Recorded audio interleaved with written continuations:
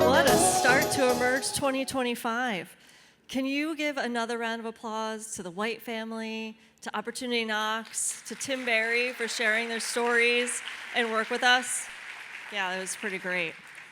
I am honored to welcome our next speaker to the stage.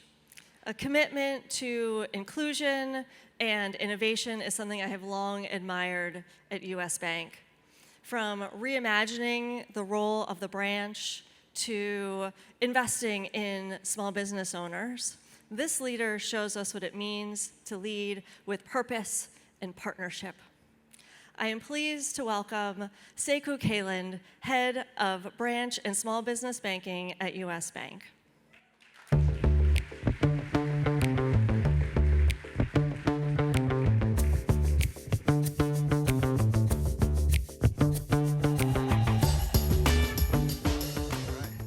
Hello, hello. As she said, I'm Sekou Kayland. I'm privileged to lead small business and branch banking at US Bank. And so I'm excited to be here. I was listening to Jennifer earlier for the same reasons, to be in this room here with thought leaders, entrepreneurs, innovators, but all anchored on purpose and intentionality on how we bring greater opportunity to financial access, financial health for millions of Americans. And as I listened to Opportunity Knox, one thing that was clear to me is that we all have an important story to tell. And it's our responsibility as we leave here, we're going to continue to enjoy the content, but when we leave, that we take these stories back to our respective organizations so that we can continue to make the difference that is possible. And so the fact that we're here to make this meaningful change, to share ideas, is what excites me about coming here and supporting this organization. So what I'm going to do today is two things. One, I'll share a little bit of my personal story and why this is important to me. And two, we'll bring up a client and talk to a client so you also hear firsthand on how a bank can make such a tremendous difference for a small business. So before I begin, of course, I do want to thank Jennifer and the Financial Health Network for all of the tremendous work you've done. I like this small changes, small impact outside, no, small changes outside impact, something like that. But you heard it in the great examples of the stoplight. I'm like, I think I was running the light, whether it was a long yellow or short yellow, but nonetheless, the concept for me was great. And we are in our 11th year of partnership with the Financial Health Network. And as a financial institution, we recognize our responsibility and our opportunity to make greater impact for communities all across the country. And what we've done is we've integrated it into just how we operate. With our US Bank Access commitment, we're focused on access capital, for small businesses, both access to capital, but also access to resources and someone to walk you through as you're navigating as a small business. We have access home, access wealth, access everything. The point is, what we're doing is being focused on those critical points, whether it's a small business or whether it's a consumer, so that we can make the difference. And what that difference has been is over the last year, through whether it's our philanthropy, our financial health programs, we've impacted 1.8 million people. And so that's something that we're very proud of. Now, I'm here as well to connect with a lot of you after this because you are voices of change. And so for me, it's always getting the exciting ideas is what motivates me to understand what we could do more of. Because if we're lifting, it's the saying, a rising tide lifts all boats. This is our opportunity to lift boats because we're taking the best ideas. And how do we know it works? Well, I'll share my own personal story. So I stand before you as an executive of the 5th largest bank in the country, running a lot of P&L, managing tens of thousands of people, and all that's great, but it was an impossible dream. And the dream was impossible because, well, not because I lacked ambition, but because it was hard to see. It's hard to be what you can't see, and more importantly, without access, you don't know what's available. And then if I take it a step further, while I couldn't be what I couldn't see, what I did see was the impact that financial health and banking access could have on families. My parents both divorced and remarried, but they were small business owners. And both businesses failed because of a lack of access to capital. And I think about the opportunity with my father, who could have bought his building, that then a bank came in and bought the block up, and he would have had a 5x return, and that money could have been reinvested to do, and I romanticized where my mom and stepfather had the largest black-owned transportation company in North Carolina, and what they could have continued to do. But instead, what happened in both cases, the lack of access to banking. Well, what was the impact on me? Well, they lost their businesses. In freshman or ninth grade, I worked 2 jobs, 35 hours a week during the school week. I was freshman class president even, and my kids have followed suit. They're much more impressive though. And 80 hours a week during the summers. And so I recognized the strain that I was free and reduced lunch, you name all of it. And I recognized like the impact that could have. But again, I'm more focused on what could have been. And I'm here to stand before you to recognize what could be when we provide this access, that we leverage our nonprofits, small businesses, banking institutions, fintechs, to really create this inclusive growth. And so that's what has motivated me, and I found the opportunity to do this in a bank and throughout my career. And that's why I'm passionate about it, because when I think about the power of small businesses to change the economy, to create job growth, to impact communities, that's where we have tried to lean in. So, speaking of small business, before I get into our panel, which will be much more exciting, I do want to say, all of us, let's really commit to that same intentionality. When Jennifer talked about, again, those small actions, that's what it was, small actions with intentional impact. So let's take this intentionality and really think of the things that we're going to take back to our organizations. And so with that, I want to really unpack a story of what we're going to do next, because it's good to hear about it, but sometimes it's even better to see it. So we are going to have our small business client come up, and you'll hear this conversation about these critical points where small businesses need their bank. They need someone to not only provide the access to, but to provide the insights. And for me, it's a reminder, whether it's a small business, whether it's a consumer, whether it's a family, it's the art of the possible. We all can make things possible so that we can grow and truly have inclusive growth. So right now, we're going to take a moment to listen we'll tee this up, a small video about the client that's about to come forward. So cue the video. We're in La Jolla Shores in lovely La Jolla, California. My name is Marcella DiMichele, and I am the founder of San Diego Bike and Kayak Tours. I started my business in 2004 when I was a ripe young thing coming out of college. My goal was to start something in the outdoor industry so that I could wake up every day being excited about what I do, taking people outside, which is kind of my passion in life. And it grew from there. We now have 2 locations in San Diego, about 60 employees, and yeah, it's 21 years strong. They've been with us since 2006, so a long time. And in that time, we've grown from, just kind of watching them start with their location, renting out of their location, to finally now they own their spot down in La Jolla. So watching them be able to grow and flourish under that banner is amazing. The personal relationships are everything. The folks over at US Bank sort of become like family, and they want to see you be successful. When you have a need, it becomes their need, and they walk you through the steps to acquire whatever that need is. And that's been huge for us. I'm proud of what US Bank has done to help small businesses grow, especially like San Diego Bike and Kayak. It takes having a relationship with your banker. So we're really proud at US Bank that we have small business bankers that are dedicated. They go shoulder to shoulder. They're with you on your journey. And it isn't just about banking. It's about investing in their future. It's understanding their story. It's about friendships. But it is joyful when you see Marcella, walking into our branch. Everyone knows her and everybody knows her story, and everybody is vested in making sure that her company is successful.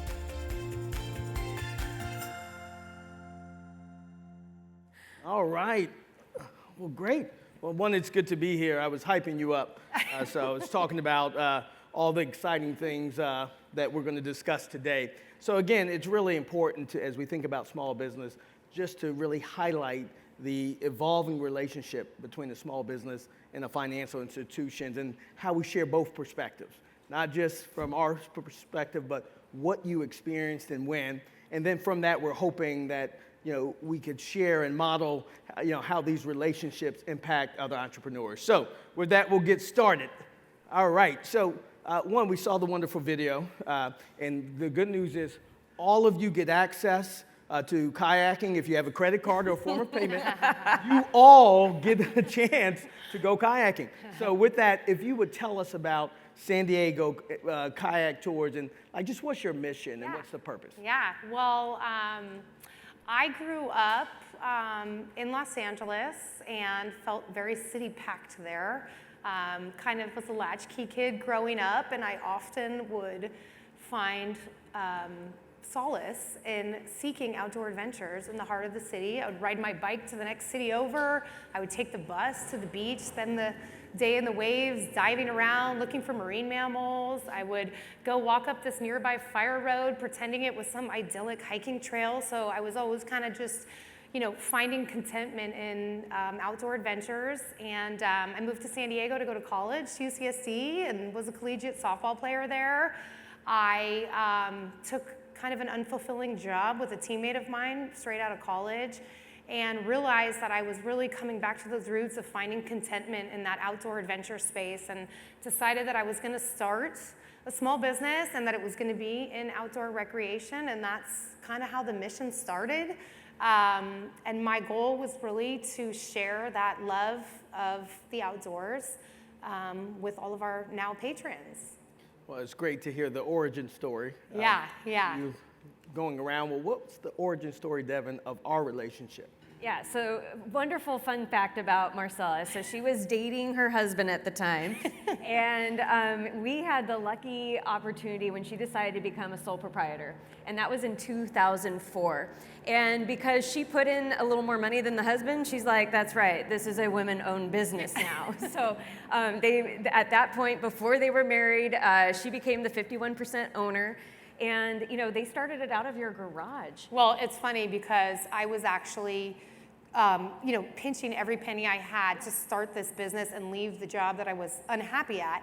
So my husband tells all the employees now, Marcella actually started it out of my garage because I was kind of living off of his couch at the time in an effort to get everything off the ground. Yeah. And so we got to, from 2004 to 2006. In 2006, that's when she became a corporation, and that's when the journey began. And now we've known Marcella since she was a very young woman, still a very young woman. And and we now have the joy of walking. Her kids come into the bank. Her dogs come into the bank. Yep. She's referred our bankers to her swim coaches, and vice versa. She actually picked a preschool next to the bank because it was more accessible and easier to get the kids to get to the bank. It's very true. That's a true story. So, it was really humble beginnings and how our relationship developed. But I think the one thing that we learned right off the bat was the power of a relationship, knowing a human being is a human being, and really understanding the joys and the journey of personal life mixed with the business life. Marcella, first of all, congratulations. Thanks. For 20 plus years of business. It's hard for a small business. Thank you. Sometimes to make it through a couple of years. So Yeah. in that 20 plus years, Yeah. I'm sure you've had a number of situations that were challenging or turning points, walk us through Yeah, a challenge or turning point and what Definitely. a banker can do in that moment to make a Definitely, difference. yeah. There's a few things that come to mind. One of the things is our industry is heavily regulated in La Jolla Shores, specifically with the commercial kayak operations. And the industry over, the entire time that I've been doing this has seen numerous changes kind of at the municipal level from a regulatory standpoint. And as a small business owner, large shifts in operational regulations become very scary. They become very frightening. The fear of the unknown, like, am I going to go out of business over this? How do I adapt to this massive change or this massive, cap on output and things like that? That's one of the things. I remember getting my very first 5-year term loan from the bank during one of those times in an effort to acquire more equipment, to have some technology upgrades, to have some facility upgrades to comply with these ever-changing municipal requirements that are industry specific. So that's one thing, and I just remember feeling very supported in that otherwise kind of unknown time. And another big pivotal time was in 2021. We had an opportunity to acquire the real property, which felt like a monumental challenge. Our business is largely dependent on the brick and mortar location, very different than a lot of small businesses in the way that they operate, in that our storefront has to be immediately accessible to the ocean. And there's a finite number of, commercial properties in La Jolla Shores where that is possible. And this opportunity came up, and Virginia Caseberg, she, God bless her, she held my hand through that process that, like I said, otherwise felt almost impossible to see it through the finish line. And for the long term, that's just been huge for my husband and I and our family to secure and have control over the brick and mortar location for the longevity of our business, and also just acquiring an asset that will help us just in our overall financial picture in the long run as we continue down this path. So those two things were huge for us. What I was thinking about is a reminder that small businesses do not go into business because they love to deal with bankers or auditors or lawyers. Yeah. They go into business because they're passionate Right. about an idea. Right. And that's the opportunity. So Devin, walk us through how we can help clients, Marcella, through those moments. Yeah, and what I love, and I think this is that perfect blend. We want her to be successful out kayaking and getting families and people, and we knew Marcella during the pandemic. I knew Marcella during the pandemic, and there was times where we were questioning whether we were even allowed to go to the ocean. Yeah. It was Oh, illegal yeah. to put, remember you couldn't even yeah. put your toes in without maybe fearing that that was not gonna be allowed. Yep. And, and really witnessing her business triumph through something like that was phenomenal. But then as she made that decision to really say, okay, we're going to make this big pivot and see if we can go after the building, it's scary. And when we talk about contributing to somebody's financial health, I don't expect Marcella to be that expert. We have to really step in and really understand what's behind the P&L, what's behind the balance sheet, what's driving the successes, where the pain points are, where she had to maybe shut her down for a while and hunker down and then pivot over here, and we're gonna sell hats over here, and then we're gonna sell, and that's even where, that she now has the second part of the business, which is the bikes down in Coronado. Yeah. So there's these two parts. So, she's doing all that. We got to take care of the financial health of the company. And I think that's where, when I reflect on this long-term relationship we've had, it's been the people. It's been the people who've been willing to take the time to pause, to understand. It's not just an instant decision. In this world of AI and all the things that are powering, we can lean into all that tech as much as we want, but nobody is going to understand how this woman, how her blood, sweat, and tears, her energy, her passion, her love for what she's doing is going to show up in other ways. And I heard on the panel earlier, we're talking about resilience. The amount of resiliency that you see in this woman up on the stage and the countless of small business owners that we are all striving to support, that's one of the key staples. The next key staple comes from us, Sekou, whether it's the array of solutions that we have, but it's how we're delivering, how we're showing up shoulder to shoulder, and how we're willing to listen to maybe what's not being said on the black and white, of a balance sheet. Yeah, and that leads into my next question in terms about what works. And so I heard it from your perspective. From the small business perspective, tell me what you've learned about this process in terms of what works when you need support. I think Devin touched on it well. It's when you're submitting financials, there's more to that story behind those black and white numbers on those P&Ls and those balance sheet. It is the blood, sweat, and the tears. And when those needles move up, down, and all around based on numerous conditions, maybe in your control, maybe outside of your control, maybe a combination of both, it's the relationship side, that knowing that I'm committed to success and I know you have my back. So when this needle moves, I will not fail. I will roll over. I will do everything that we have to do. Failure is not an option. And reading between the lines on those P&Ls and those balance sheets to understand who is behind this, who is behind this company, what are we doing on a day-to-day basis, what are we doing on a year-to-year basis to constantly evolve. And again, every small business owner knows it's not a linear process. It's up, it's down, it's all around. And having a banking institution behind you to kind of weather some of the more challenging times, and also to help you in those successful times, celebrate those successes, and gain further access is instrumental.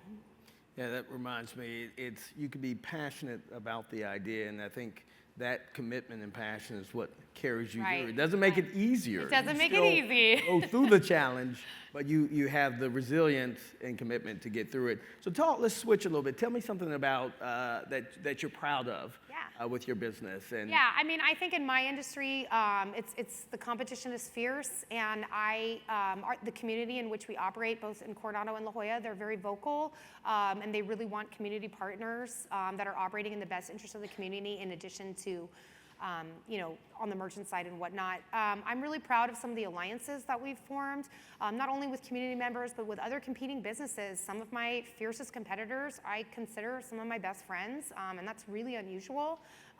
It's really easy to knock each other down, but it's great to have somebody to celebrate success or lament with that's in the same boat as you, that understands kind of some of those challenges. And then I would say the other big one is just that building acquisition. I cannot say how proud of that I am. It was a big deal for myself, my family, for our business. So that was just, it was truly a dream come true. Now, as I think about the future, if I put myself in my banker seat, we think about the future. We have monthly business reviews, forecasts, plans, strategy, a whole bunch of things. But how do you think about the future when you're doing it all at once? Oh, it is challenging. I mean, as far as the future, I would really like to see some of our services refined, using some of these changing technology landscapes to better our business, whether that comes down to employee training or retention, improving the customer experience, that sort of thing. So I think that's the direction that we're really headed next. And so, Devin, running small business for all of California, which is now the 4th largest economy in the world, when you think about our small businesses in general, how do we help them grow? I think about here in San Diego, we have about 546,000 clients, but 53,000 small businesses. But across the state, what are some of the challenges that you see with small businesses as they try to navigate growth? Absolutely. And it's funny when we think about, again, like, I don't know about you all, but Chat's my best friend, and you give her a name and you throw in all kinds of things, and Chat can be really effective. And should I get a line of credit? It's like, yeah, you should get a line of credit. If you put in your P&L and your balance sheet, it's going to spit out all kinds of fun things. And I don't know about you, but sometimes at the end of the night, I look at it and I'm like, yeah, I should do all that. Anyways, night-night, and off I go. And the thing is like, when we start thinking about what it means to support somebody's financial health, especially in banking. And one of my favorite stories about you, Marcella, is when you were talking about one of your first bankers. And when you are seeking advice and somebody says, no, you need a line of credit because this is the thing you're going to need in case of an emergency. The first time you hear that, you're like, thanks so much, I really appreciate you. First time Chat tells you that, thanks so much, Chat, I appreciate your support. But it's when somebody's actually advocating for you and really looking out for your business that you suddenly start to heed advice. So, we do have dedicated small business bankers in all of our branches, and that's been an evolution for US Bank. And I have to say, for a lot of our competitors, having a dedicated resource that actually is being coached, trained, is living and breathing, so they're actually getting to feel those experiences, you can't just put, like, hey, I think I know what I'm doing for a small business. If I'm really going to invest in Marcella and her future, I have to really understand, what is merchant processing going to do? We had a bakery not long ago that was cash only. And they were cash only because you can respect that's the way it's always been done. This is the way. And, and that happens for a lot of our small business owners until they understand that, hey, once I can start taking, accepting credit card, I now have flexibility. I'm online, and suddenly my company is going from one size to the next, and we're doubling down. So a lot of the things, Sekou, I think that, what we're doing really well, is really getting shoulder to shoulder, going out to our business owners. I've been to her location multiple times, and she is like as crazy, as wild and busy as she is in the video, she is in real life. And, and it's meeting our clients where they are, because they don't have the time or the accessibility just to come and have cozy chats with us at the, at the bank, even though she does make it to the bank a lot. But I think it is us continuing to understand the pain points, really getting gritty, and being willing to have the hard conversation. That building was not easy. So let's just all be real. Y'all know what it's like to buy a house. When you go to buy a building, it's worse. And and you think you pull everything out of the closet. No, we go to your basement. Go to the next. Yeah, one. we pull it all out. Bodies. No, I'm just kidding. Kidding. But I'd have to say, but having a partnership and a friendship makes that such a different experience when you're really investing in the financial. Truly, it really does. And I still remember Sandy in the La Jolla branch when I first started and was really, really young, and I didn't really know what I didn't know. And I remember her saying, no, you need a line of credit. And I was still that scared business owner, like, I don't want to spend money I don't have. I don't need a line of credit. I'm operating on a cash basis. We're not spending money we don't have. And she's like, wait a minute, let me walk you through this. And, explaining that something as simple as, gaining access to capital in the event that you need it, you get it when you don't need it. You don't try to go get it when you need it. You get it when you don't need it, so it's there when you do need it. And I'm like, oh, right. I think I was like 23 at the time. So, and really that process has stayed with the various people. A good friend of mine, I remember her saying, I think I had a meeting with Sandy, and she was like, it's so weird that you have a banker. I'm like, no, actually it's not. Like, I have somebody to talk to that knows things about banking that I just don't know. I am focused on selling kayak tours in La Jolla Shores. I don't know what I don't know. So she, I would say that my financial IQ as an individual and as an entrepreneur really was largely influenced by that process with the folks at the bank that I would see at the branch on a day-to-day basis. And then that extended obviously to Virginia. I remember Virginia was in an accident and was unable to drive for a period of time, and I needed this renewal on that line of credit because of the seasonality, and it was coming out of COVID, and I'm like, I need this. She Ubered to the branch to meet me when she had every excuse to stay home and kick it out, till she was better, to make sure that I had no lapse in coverage there. So it's that kind of stuff where the relationship side goes the extra mile to make sure your business needs are accounted for. Yeah, I was thinking about the prior presentation with Tim going through stats on, again, consumers all across America, small businesses as well. So having that person to advise you on liquidity, contingency funding plans, all of that is incredibly important. And I was also thinking about how small businesses drive the economy. 34+ million small businesses, all net new job creation in the country is all by small business. But many of these businesses are sole prop, especially as I go through different communities. And the opportunity to scale up businesses so that they can grow comes from these relationships. Walk us through you beginning to scale up when it's no longer you and your husband. I remember with my parents, my brothers, we were all working. I think they owe me some money, maybe not, but we were working. I don't know about the pay part, but we certainly were working. How did you then transition to beginning to hire? And there wasn't a single pivotal, aha moment. It was a slow, gradual build. We acquired the Coronado location in 2013, so I was 9 years in. That was a big move. And then, for me as a small business owner too, I learned pretty quickly in the first 5 years, that it was impossible to wear every hat. How are you going to grow your business, or how are you going to manage, one component if you're also operating it. So learning how to find the right people and delegate that and keep them employed, and it's a gradual process. And even today, like I know I've been in business 21 years and everything, but you're still sort of always on edge. Like, I haven't made it yet. I don't know what that feels like. It's never done, so to speak. It's your needs are always changing. The business environment is always changing. Your staff there's movement there. The landscape of the industry changes. The economic environment changes. Everything is kind of sort of constantly changing. And that good old saying, adapt or die, is true for small business owners, because you do wear a lot of hats, and you're responsible for so much. And I know, like, for me personally, I feel sometimes, small business owners, there is some isolation there, because you feel like you have like the weight of the world on your shoulder. All those employees on my payroll are counting on me. My vendors are counting on me. You guys are counting on me to hit these numbers. Everybody's my kids are counting on me so like they can go play soccer or whatever. So you're kind of wearing all these hats. So I do think, like, in terms of growth, finding the right people, putting them in the right positions, kind of continual training, continual evolution is just it's part of the plan for success. No, that's great. What would you say, Devin, as we think about, or both of you really, the small businesses that unfortunately aren't able to survive and those that thrive?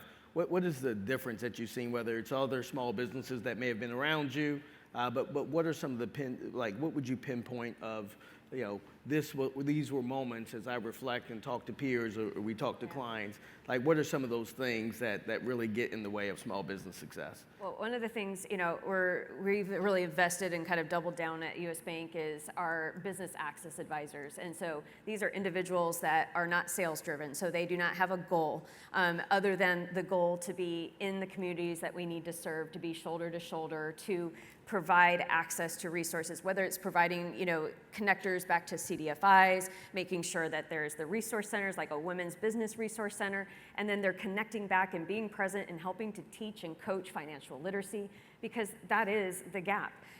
You have this brilliant idea. Maybe everyone's telling you, oh my gosh, you make the best tacos and you make the best, ceviche, and you need to go live with this, or you're making cookies, but you're selling them at a really cheap price.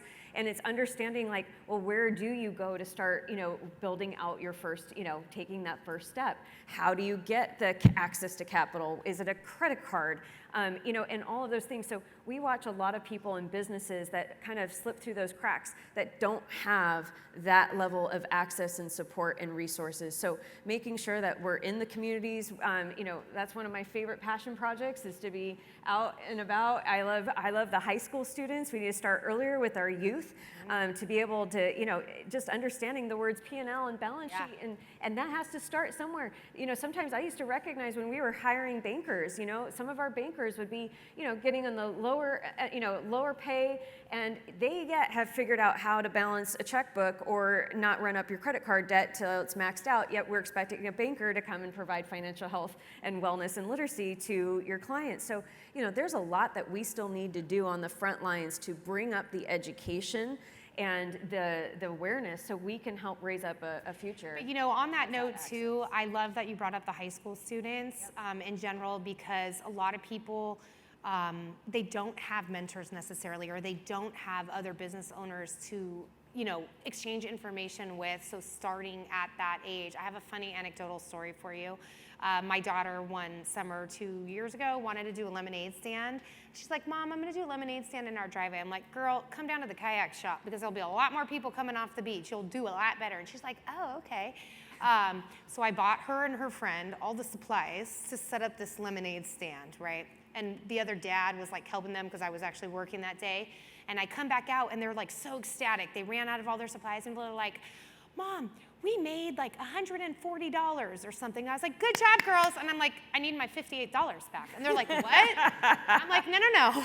I got out a lined piece of paper and I'm like, this is called a profit and loss statement. See, I spent $58 on the supplies.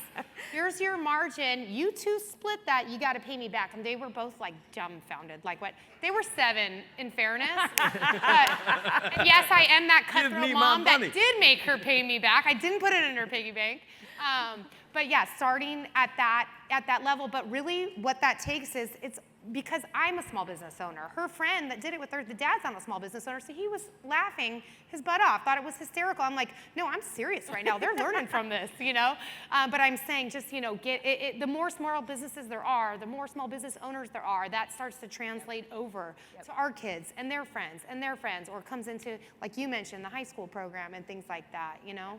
Yeah, we have 5 high school branches outside of LA. We have a couple across the country, but we basically put branches in the high school. And so I was visiting some of them, and it's fascinating that we set up equipment, but we don't create any challenges by putting a lot of money in the high school. But they go through, again, this financial health, and what you understand is that other students come by, or they talk about the impact for their parents who are sometimes business owners. And so that brings me back to why this work is so important that all of us are doing, because at the end of the day, it's that access.